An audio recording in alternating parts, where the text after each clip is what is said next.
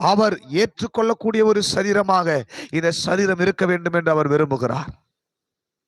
நாம் எப்பேற்பட்ட பாவத்துக்கு அடிமையாகி கிடந்தாலும், என்னால் இந்த பாவத்தை விடுதலையாக முடியாது பிரதர், இந்த பாவத்தை என்னால் அவ்வளவு சீக்கிரம் விட முடியாது, இந்த குடியின் ஆவி என்னை விட்டு போகாது, நான் சிகரெட்டுக்கு அடிமையாகி கிடக்கிறேன், கஞ்சா போதை பொருள்களுக்கு நான் அடிமையாகி கிடக்கிறேன், என் வாழ்க்கை முடிந்து விட்டது, இனி என்னால் என்ன செய்ய முடியும், இதுவரைக்கும் அந்த பாவத்துல பழகிட்டேன், இனி கொஞ்ச நாள் இப்படியே இருந்து செத்துறேன், முடிஞ்சிடறேன், என் வாழ்க்கை முடிச்சுக்கிறேன்.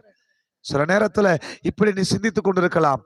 ஆனால் ஆண்டவராக இயேசு கிறிஸ்து சொல்லுகிறார், இல்ல, நீ முடிந்து போக கூடாது. உன் வாழ்க்கை முடிவதற்காக நீ இந்த உலகத்தில் படைக்கப்படவில்லை. உன் மீது ஒரு பெரிய திட்டம் இருக்கிறது, உன் மீது ஒரு பெரிய திட்டம் இருக்கிறது. அந்த திட்டம் என்ன தெரியுமா? நீ பாவத்திலிருந்து விடுதலையாகி பரிசுத்த வாழ்க்கை வாழ்ந்து தேவ சித்தத்தை நிறைவேற்ற வேண்டும். தேவன் உன்னை குறித்து ஒரு பெரிய திட்டம் வைத்திருக்கிறார்.